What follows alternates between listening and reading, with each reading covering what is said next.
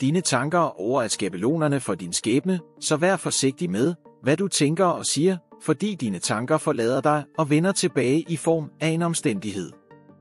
Dette blev sagt af Connie Mendes.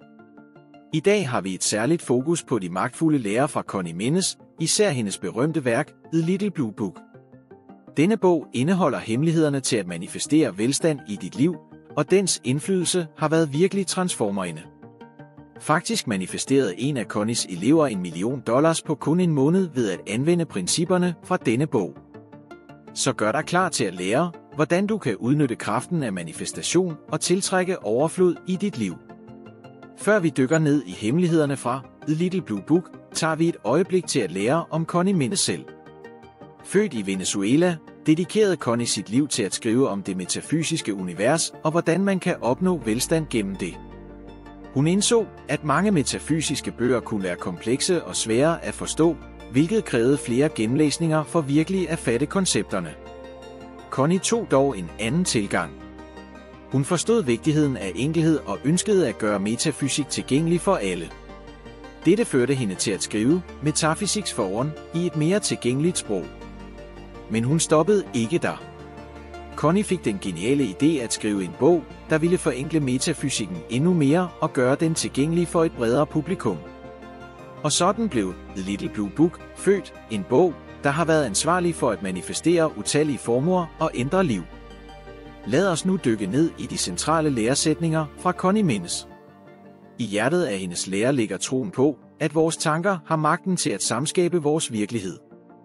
Ifølge Connie er vi energivæsener, og universet reagerer på denne energi. Når vi udtrykker vores tanker i form af energi, reagerer universet tilsvarende, uanset om disse tanker er positive eller negative. Det er derfor, Connie understreger vigtigheden af at være forsigtige med vores tanker, fordi de har potentialet til at manifestere ikke kun gode ting i vores liv, men også negative resultater, der afviger fra vores mål. Connie deler en dyb sandhed: det du tænker, manifesteres. Hun understreger, at vores holdning og opfattelser bestemmer alt, hvad der sker med os, ikke kun i vores krop og karakter, men også i vores ydre livsvilkår. For eksempel, hvis vi konstant tænker på os selv som sunde, vil vi bevare et godt helbred. Men hvis vi lader frygt og negative tanker om sygdom tage over, kan vi faktisk manifestere sygdom. Det samme princip gælder for rigdom. Hvis vi tror på vores medfødte overflod, vil vi altid opleve velstand i vores liv. Men hvis vi begynder at tvivle og tro på manglens koncept, kan vores overflod aftage.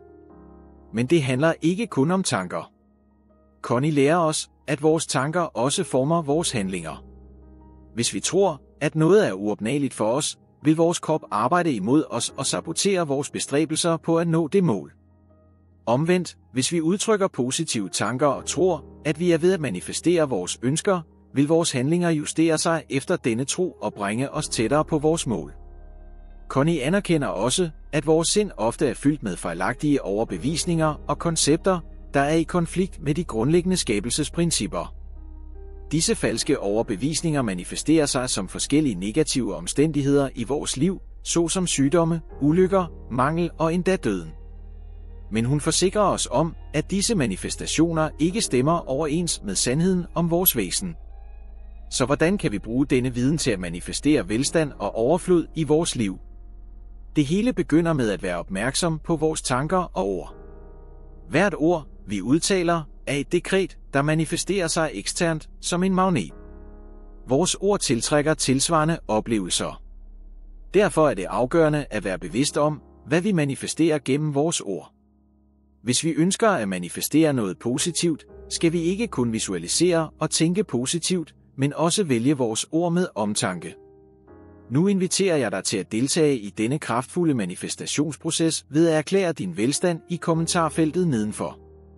Skriv dine mål som specifikke, positive bekræftelser i kommentarfeltet nedenfor. Ved at gøre dette erklærer du dine intentioner til universet og sætter manifestationshjulene i gang.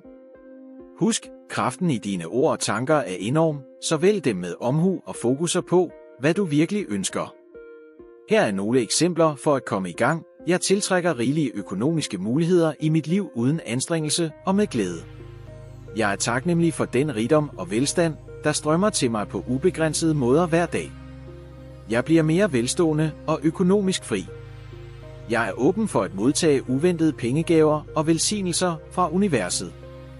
Min indkomst stiger konstant, og jeg nyder stabilitet og økonomisk sikkerhed. Jeg er værdig til ubegrænset overflod og velstand på alle områder af mit liv. Jeg afstemmer mig med rigdommens frekvens og tiltrækker ubegrænset overflod i mit liv.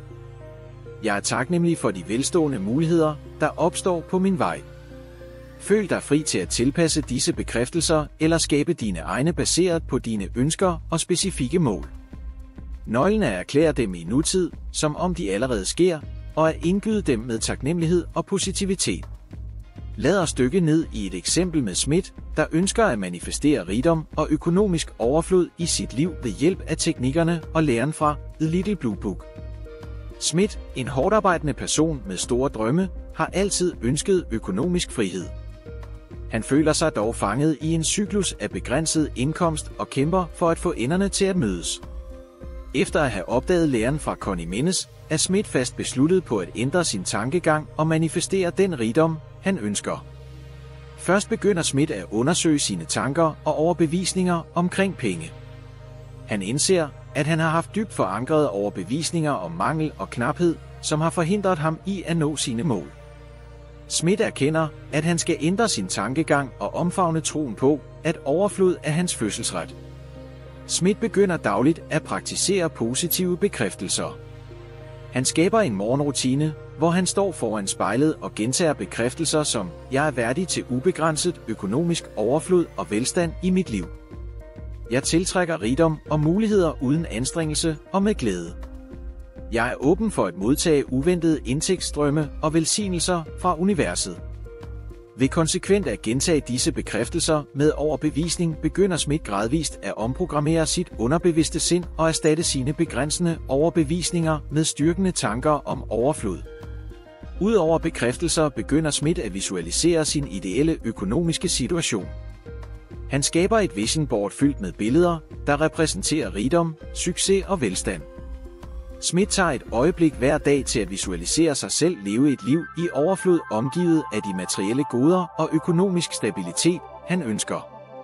Han fokuserer på de følelser, der er forbundet med denne visualisering, og føler virkelig begejstring, taknemmelighed og glæde, der følger med manifestationen af hans drømme. Sammen med sit arbejde med tankegangen tager Smith inspirerede handlinger. Han sætter specifikke økonomiske mål og opdeler dem i håndgribelige trin. For eksempel, hvis han vil øge sin indkomst, begynder han at undersøge nye karrieremuligheder, investere i selvforbedringskurser eller udforske forretningsforetagender, der stemmer overens med hans passioner og færdigheder.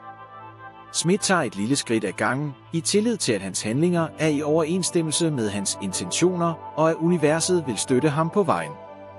Efterhånden som Smith skrider frem i sin manifestationsrejse, forbliver han tålmodig og vedholdende.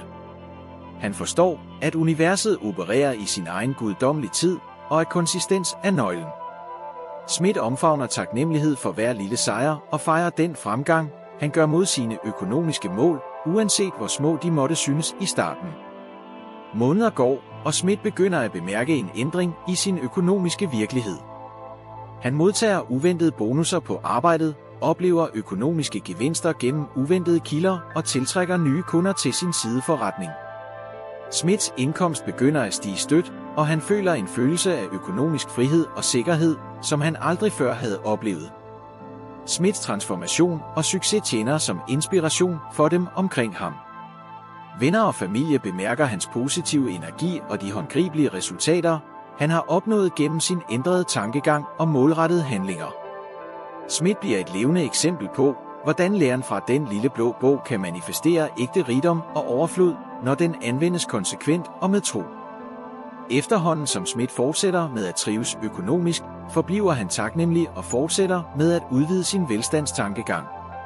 Han forstår, at de principper, han har lært fra Connies lære, ikke kun har hjulpet ham med at manifestere rigdom, men også har ændret hans overordnede perspektiv på livet og de ubegrænsede muligheder, der eksisterer. Smiths rejse tjener som et kraftfuldt eksempel for andre. Så gå videre og del dine bekræftelser i kommentarerne nedenfor, og lad universet vide, hvad du er klar til at manifestere i dit liv. Sammen vil vi samskabe en fremtid fyldt med overflod og velstand for alle. Giv et like på videoen.